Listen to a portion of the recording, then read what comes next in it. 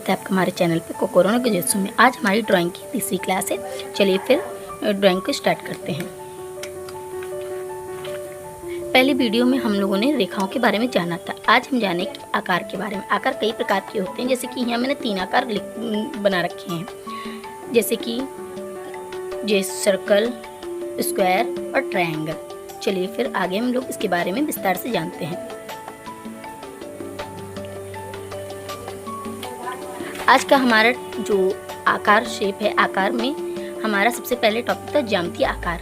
ज्यामितीय आकार में कई आकार आते हैं, जैसे कि सबसे पहला है वर्ग। वर्ग जिसकी चारों भुजाएं समान हो और एक चौकोर सा शेप बनाए, उसे हम लोग वर्ग कहते हैं। इसकी थ्योरी कुछ इस तरह से है। जिस आकृति की चारों भुजाएं बराबर हो और चारों कोण समकोण हो तो उस चतुर्भुज को वर्ग कहते हैं। आयत कुछ इस तरह की होती हैं, जिसकी ऊपर नीचे की जो लाइनें होती हैं वो लंबी होती हैं और साइड की छोटी, उसे हम लोग आयत कहते हैं। इसकी थ्योरी कुछ इस प्रकार है। जिस आकृति के आमने सामने की भुजाएं समान होती हैं और उसके नीचे ऊपर की भुजाएं लंबी होती हैं, वे प्रत्येक कोण 90 समकोण का हो आयत कहलाता है। त्रिभुज जिसकी तीनों भुजाएं समान हो और एक ट्रायंगल शेप बनाए, उसे हम लोग त्रिभुज कहते हैं। इसकी थ्योरी कुछ इस तरह से। जिस आकृति की तीनों सरल रेखाएं से घिरा एवं बंद आकृति त्रिभुज कहलाती है। चलिए फिर वृत्त के बारे में जानते हैं।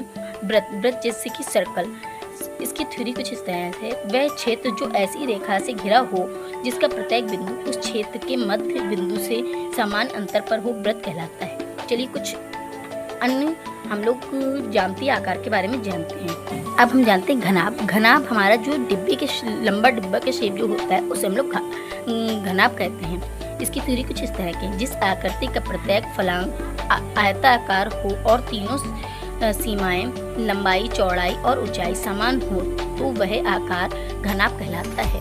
अब हम लोग घनाभ के बारे में जान चुके हैं। अब हम लोग घन के बारे में जानते हैं। घन वह शेप होती है, जैसे कि डिब्बा का शेप होता है, वह हम लोग उसे घनाभ कहते हैं। अब घनाभ की थ्योरी कुछ इस तरह की है। त्रिआयामी आकृति जिसकी लंबाई, चौड़ाई और ऊंचाई समान होती है, घनाभ कहलाता है।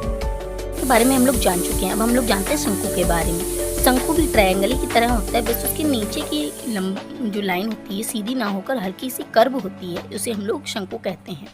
चलिए इसकी थ्योरी जान लेते हैं। किसी समकोण वस्तु के समकोण बनाने वाली भुजा पारता घुमाने पर बनी आकृति शंकु कहलाती है। चलिए अब इसके बाद हम लोग जानते हैं बेलन आकार। बेलन आकार जिसे हम लोग रोल भी कहते हैं। चलिए फिर इसकी थ्योरी भी जान लेते हैं। वह आकृति जिसकी चौड़ाई एक समान हो और भुजा की पारता घुमाने पर बनी आकृति बेलन आकार कहलाती है। चलिए इसके बाद हम लोग जानते हैं हार्ड के बारे में। हार्ड जिसे हम लोग दिल भी कहते हैं।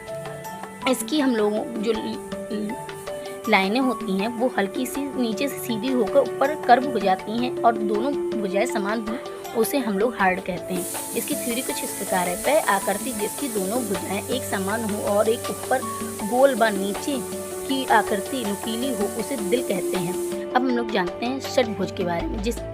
ये हमारा कुछ षटकोण की तरीका होता है, जिसकी 6 भुजाएं एक समान होती हैं, वह षटभुज कहलाता है। अब हम लोग जानते हैं तारे के बारे में। तारा जिसे हम लोग स्टार भी कहते हैं। हम लोग जो ट्रायंगल बनाते हैं, एक उल्टा और एक सीधा ट्रायंगल बनाने पे हमें यह आकृति प्राप्त होती है। इसकी थ्योरी कुछ इस प्रकार है। वह आकृति जिसकी 6 सरल रेखाओं से घिरी बंद एवं आकृति तारा कहलाती है।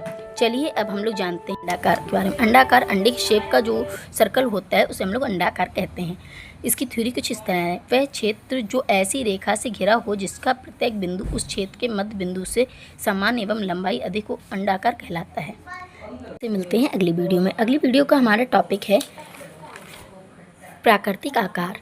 चलिए फिर आपसे मिलते हैं अगली वीडियो में। अगर आपको मेरी वीडियो पसंद है तो लाइक सब्सक्राइब जरूर करें। तब तक के लिए बाय बाय।